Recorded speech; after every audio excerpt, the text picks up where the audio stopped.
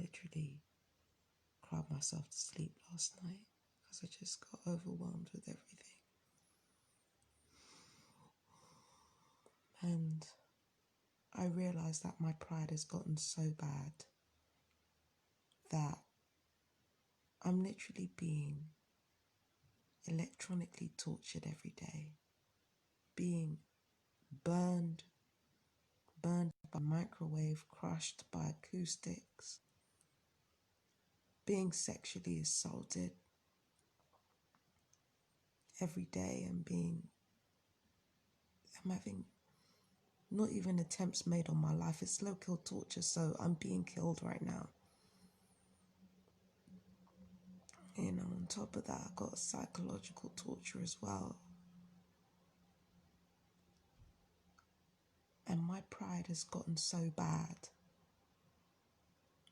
that I burn up inside when I feel like I've been crying about it. Like I literally burn up inside, like that's how bad my pride has gotten. I'm thinking, who the fuck goes through this and doesn't cry? And I realized that the reason why I wasn't crying and the reason why I wasn't showing any vulnerability up until this point is because the gang stalkers were going to roast me about it. But the thing is, they roast me about everything anyway. Like, the perps will roast you about literally everything that you do because it's psychological torture. The point is to weaponize everything that you do. It just feels worse when you're vulnerable. But they literally weaponize every single thing that you do because that's part of the fucking torture. Everything that you do is garbage. Nothing that you do is right. Everything that you do can be roasted. They're not, the thing is, the handlers are not even fucking good. They're not even fucking good at roasting anybody.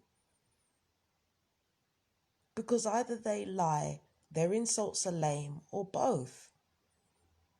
Where it gets draining is that it's all the time. That's the torture.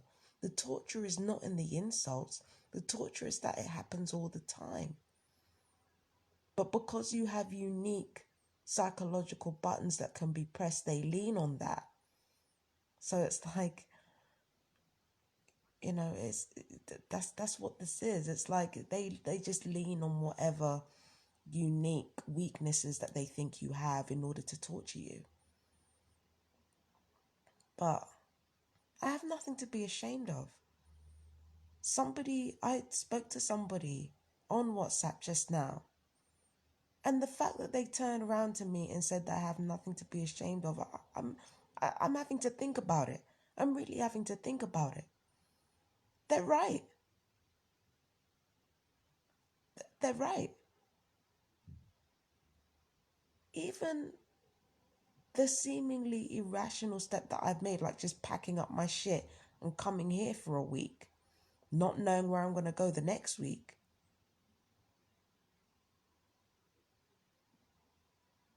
Even that, like, I have done nothing to be ashamed of, nothing to feel guilty about, nothing. I've done nothing to be embarrassed about. I've done nothing. Okay, I own the fact that sometimes I got too cocky. And sometimes through my social media, I confess to things that I shouldn't have confessed to. Don't worry, it's nowhere near as bad as anything the gang stalkers have been doing. I confess that I've admitted to things that I shouldn't have admitted to online that made my problems worse. It's not that it was anything near as bad as what the gang stalkers have been doing to me, but look at my situation and look at theirs. I made my problems worse. In a way, I kind of burned my own bridges as well. So I'm not going to sit here and pretend that I'm perfect and that I did everything right. No, it's just that whatever mistakes I made or whatever mistakes somebody else made, I exploited them and made them work. That's all I did. Like, every time I fucked up, I found a way to make it. I found a way to make it work. Like, that's all that I did. Like, I'm trying to keep the noise down. Like, whenever I fucked up, I just found a way to make it work. Like, whatever I do or whatever flaws that I have, I find a way to make it work. Whatever situation I'm in, I find a way to make it work. I knew that there was every possibility that I'd be out on the streets, but I said to myself, you know what? If I'm going to be out on the streets, it's better that I'm out on the streets where almost nobody knows me. That was my plan. Because I knew at some point it might have led to that, or it might have led to,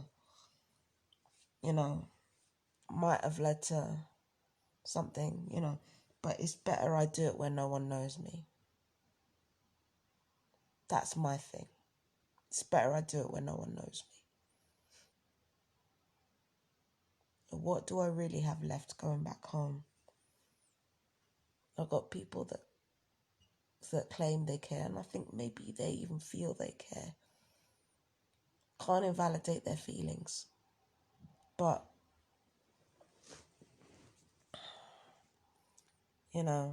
the bar was set pretty low when it comes to caring about me.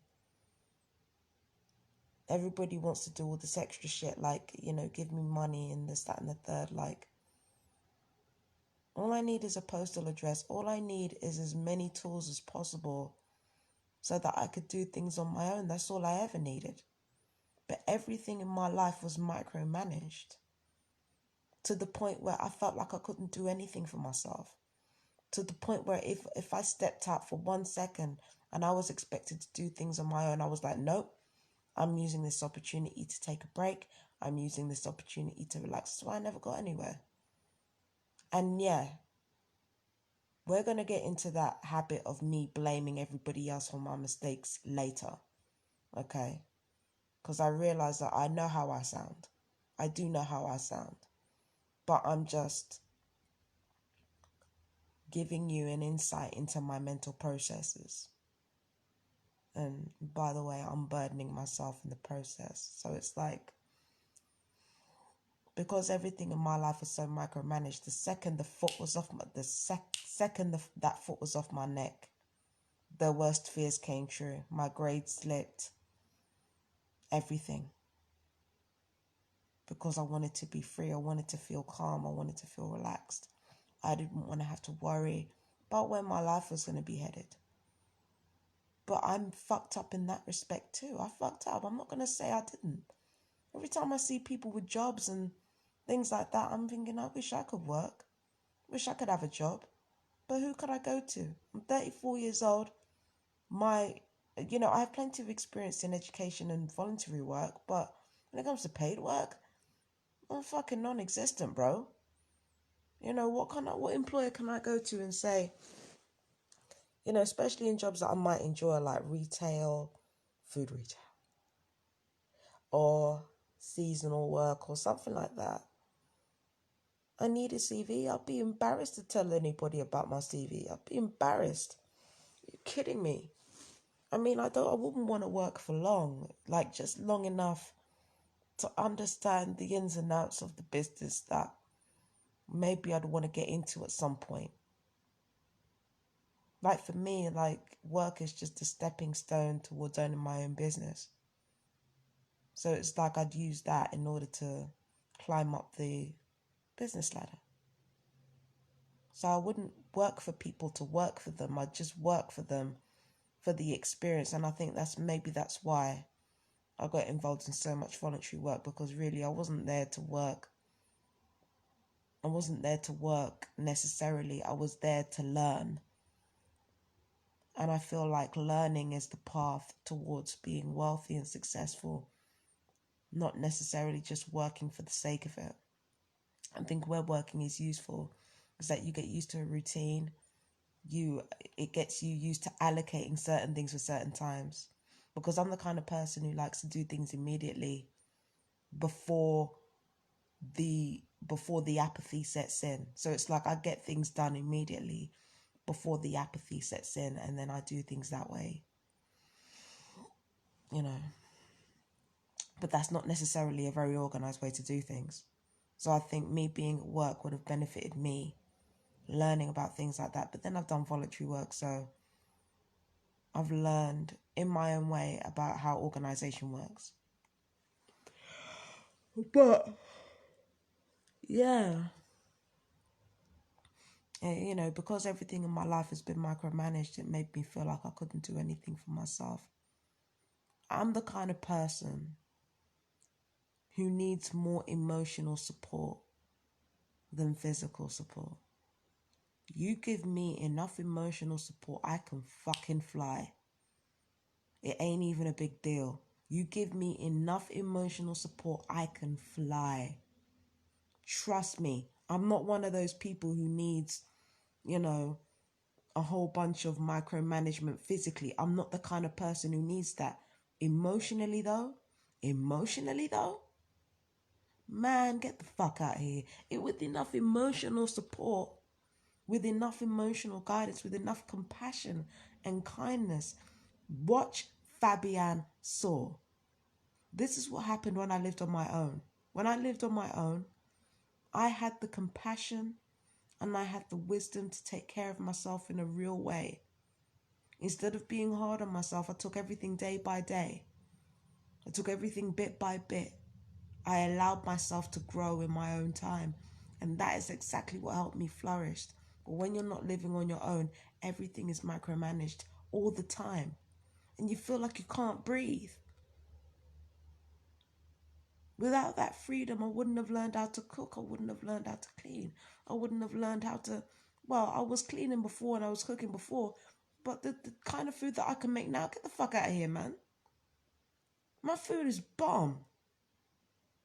If I had the space to fucking make my own food, you'd taste something. My food is so much better now than it was a year ago. And a year ago, my food was a lot better than 4 years, for 4 years prior. When I had the freedom, when I was surrounded by people, which was me, when I was surrounded by people willing to be kind to me and compassionate to me, and that's it, and like to just give me the basic stuff that I needed to get going, I flew. I flew all the way here. Everything that I was able to do, I was able to do because I showed myself basic kindness. I was in an environment that showed me basic kindness. That's the truth of the situation. It's just my neighbour's coming in now. He has to go to work super early, and I'm thinking, I feel for these people. I do. He has to go to work super fucking early. So, you know, but it's just, yeah, that's what I needed. And like the people in my life came up with all kinds of excuses. Oh, she needs her hand held. No, you need your hand held. I never needed my hand held. I needed basic kindness and compassion and understanding about what my emotions were doing. Because I had BPD, PMDD, PTSD. And when I was 3, I had that fucking seizure that basically unraveled everything. I needed compassion and kindness. With that, I could have gone anywhere in the world, could have done anything. But you needed an excuse to be controlling and cruel and abusive. And then convince yourself that at least this was better than what you went through. I'm not stupid. I'm not stupid.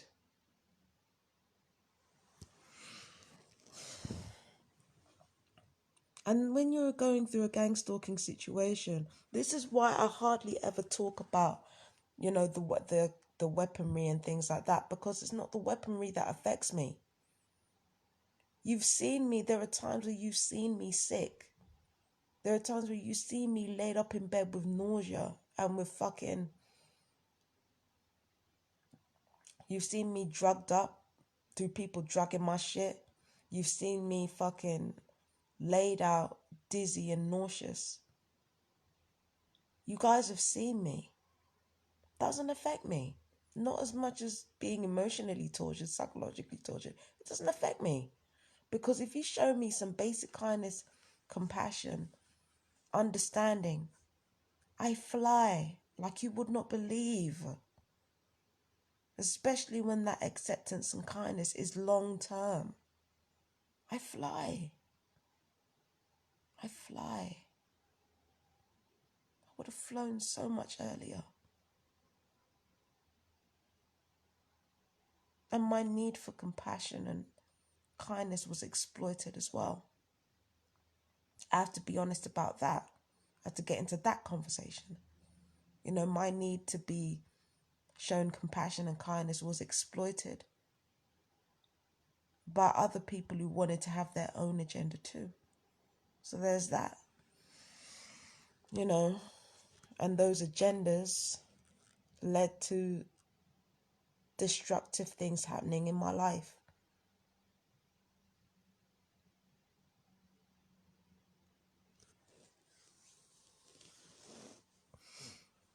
So yeah, that's what I needed, kindness and compassion. That's why that's why I've been so scared to be homeless. And despite knowing that I did the right thing at probably the right time, I'm not going to lie to you. The only reason I'm scared of being on the street is not because of what might physically happen to me. I know I'm going to be uncomfortable. I know I'm going to be cold. I know, like, it's going to be shit. But that's not the reason I'm scared. It's because all my life I've been treated like a joke or like a sounding board or like a weakling, and that stays with me. And it's just going to be, you know, there's a stigma with being homeless. There's a stigma with being mentally ill. There's a stigma with I don't know why, but like the stigma of being bisexual doesn't really upset me. I don't know why. It doesn't upset me. Stigma of being black doesn't really upset me either. I mean, it upsets me when people treat me as lesser because of those things, but the stigma itself is not real. It's based on a falsehood, so I don't. No, it's not those things that bother me. It's me being sick and homeless. And it's not the reality of being sick and homeless that bothers me. It's the stigma. I hate that I'm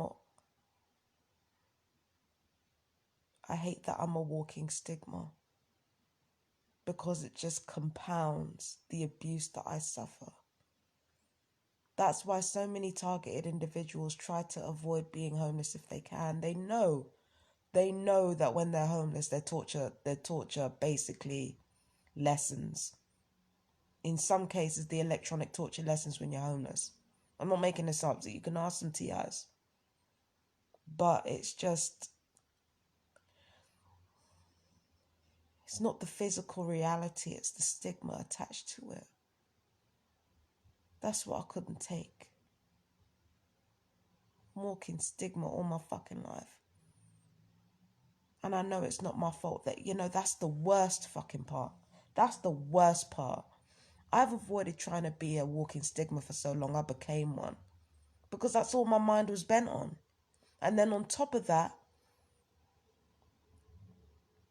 the gang stalking compounded on that. It compounded on me feeling like a walking stigma as well. So it's like I lean into it only to find that physically, I'm not coping anywhere near as badly as I thought I would. You saw me out here, fat, bald, black, thriving, guys. Thriving. Looking more masculine than usual. Thriving.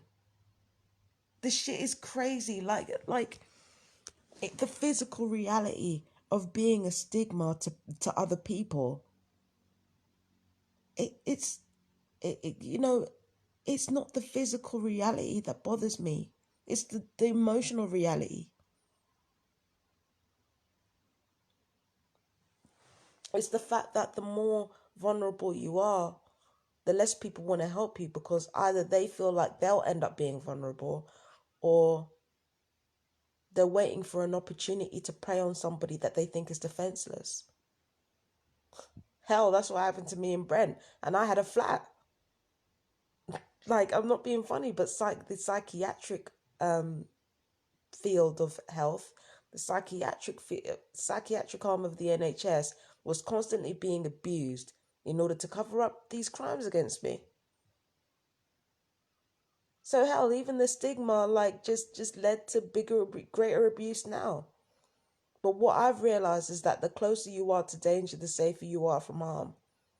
If people didn't think that I was mentally ill, do you seriously think I could set a grenade off right in the middle of the place and then fucking pack up and leave when the whole structure was crumbling? Do you think I could do that? Do you think I could do that? Do you really think I could wreck reputations the way that I have been doing if I wasn't stigmatized? Come on now. The fact that I'm in mental health and the fact that I'm vulnerable, it closed some doors and it opened up other doors.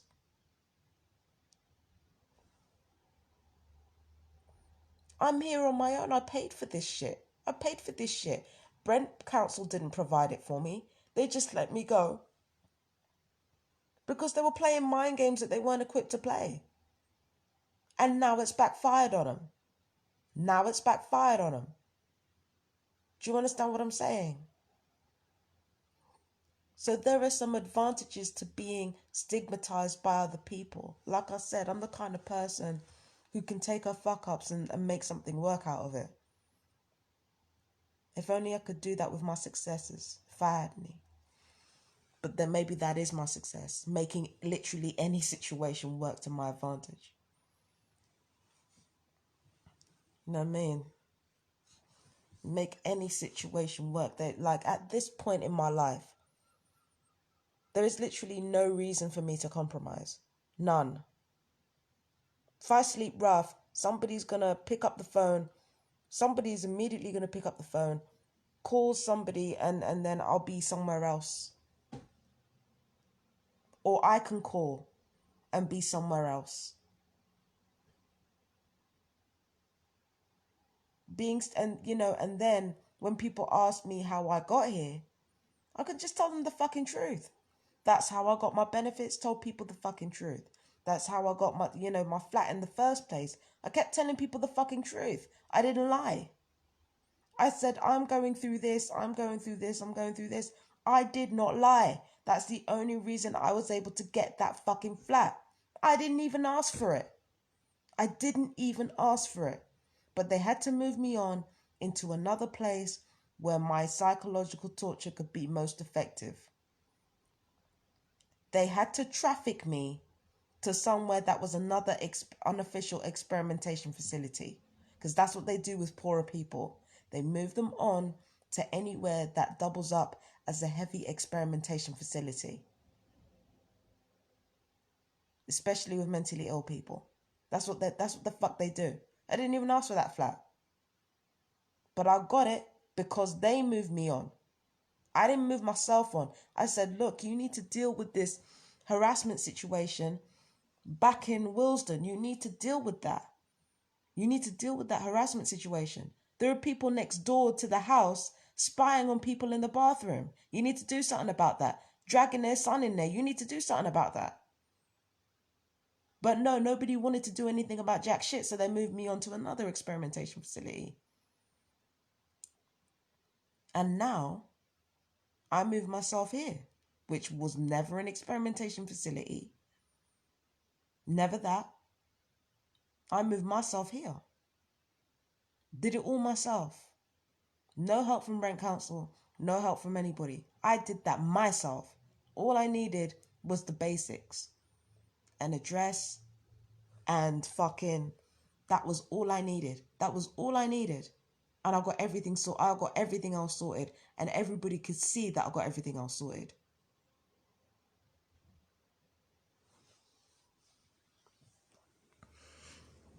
Seriously. Everybody could see that I got everything else sorted. But when I'm in this situation now I realize people wanted to keep me needing them because it was convenient for them. If I could keep needing them, it means that I'd have to follow their rules and be under their control, which has only ever led to disaster. It's only ever led to stagnancy. It's only ever led to non-progress. There are some people who have benefited from this narcissistic setup.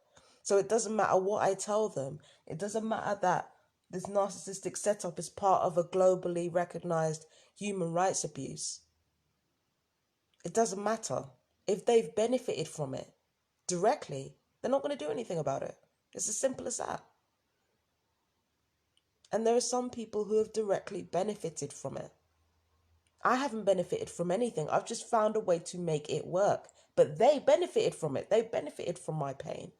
They benefited from the pain of those who tried to tell the truth and tried to get the word out. There are people who benefited from that shit. So they're invested in keeping that going, in keeping that narcissistic abuse going in families and communities, in health sectors. Because it worked for them. And they don't want to lose that.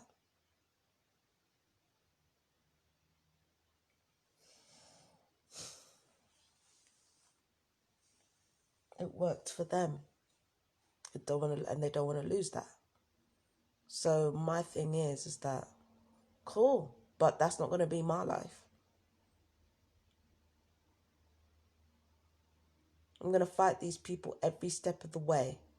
And if it means being vulnerable in front of them, then it means being vulnerable in front of them.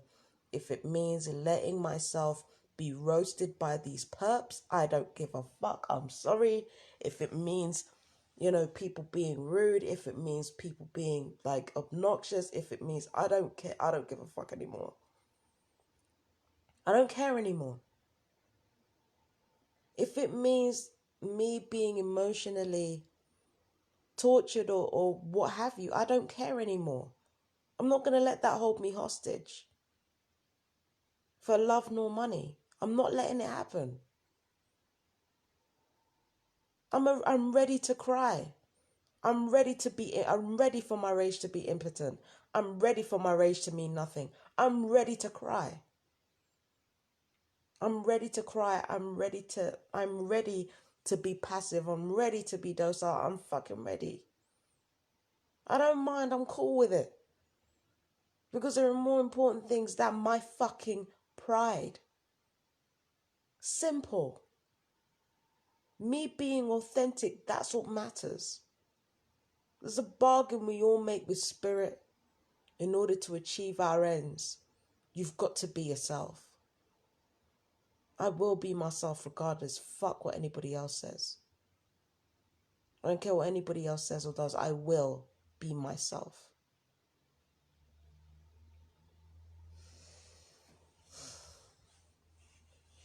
And if it means looking less than tough, oh well. Who cares? I'm good with that. I'm good with that.